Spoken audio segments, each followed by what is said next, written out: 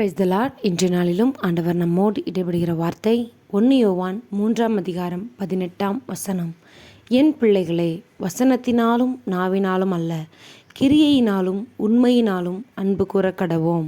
ஆமேன். அன்பான தேவனுடைய பிள்ளைகளே, நம்ம ஆண்டவரிடத்தில் எப்படி அன்பு கூறணுமா?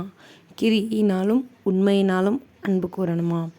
நம்மளுடைய அன்பு நம்ம ஆண்டவருக்கு செய்கிற காரியங்கள் எப்படிப்பட்டதாக இருக்குது?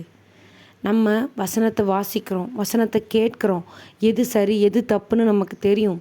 வசனம் என்னென்ன சொல்லப்பட்டிருக்கு எல்லாமே நமக்கு தெரியும். ஆண்டவரை எப்போ தேடணும், எப்படி தேடணும், எப்படி துதிக்கணும், ஆண்டவருக்கு எது பிடிக்கும் எது பிடிக்காது, இது எல்லாமே நமக்கு தெரியும். இது எல்லாமே எதிலிருந்து நம்ம கற்றுக்கொண்டோம்? வசனத்திலிருந்து கற்றுக்கொண்டோம். அதனால் வசனம் எல்லாமே நமக்கு தெரியும். அதே போல் நம்ம அந்த வசனத்தை மற்றவர்களுக்கு ஈஸியாக சொல்லி கொடுத்துருவோம். நீங்கள் போய் சொல்லாதீங்க, நீங்கள் களவு செய்யாதீங்க, ஏசப்பாவுக்கு பிடிக்காது, காலையில் எழுந்திரிச்சு ஜெபம் பண்ணுங்க, டெய்லி பைபிள் வாசிங்க, டெய்லி ஜெபிங்க, டெய்லி ஆண்டவருக்கு ஸ்தோத்திரம் செலுத்துங்க, இது ஆண்டவருக்கு ரொம்ப பிடிக்கும். இப்படி எல்லாவற்றையும் நாவினால் நம்ம அறிக்கை பண்ணி மற்றவங்களுக்கும் கற்றுக் கொடுக்குறோம். இதில் இல்லை ஆண்டவருக்கு சந்தோஷம். இந்த வசனத்தின் மூலம் நம்ம நடப்பிக்கிற கிரியையில் இருக்குது. ஆண்டவர் நம்மக்கிட்ட எதிர்பார்க்கிறது வசனத்தை கேட்கிறவர்களாகவும் போதிக்கிறவர்களாகவும் மாத்திரமல்ல, அந்த வசனத்தின்படி நடக்கிறவர்களாக நாம் இருக்கணும்னு சொல்லி ஆண்டவர் விருப்பப்படுகிறார். அதனால் எல்லாமே நம்ம கற்றறிந்திருக்கிறோம். அதை இருதயத்துக்குள்ளே பூட்டி வச்சிருக்காம அதை கிரியைகளாக நம்ம வெளிப்படுத்தணும்.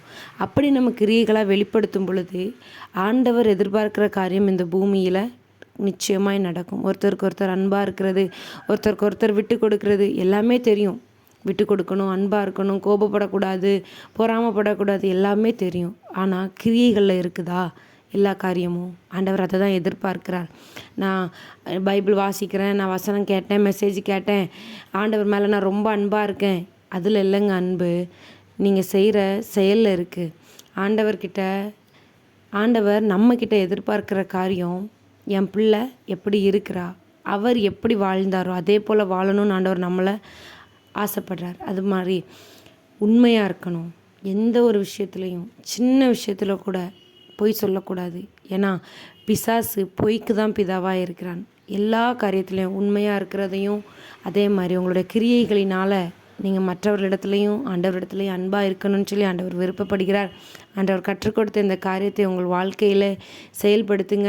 கர்த்தரிடத்திலிருந்து அளவில்லாத ஆசீர்வாதத்தை பெற்றுக்கொள்ளுங்கள். God bless you.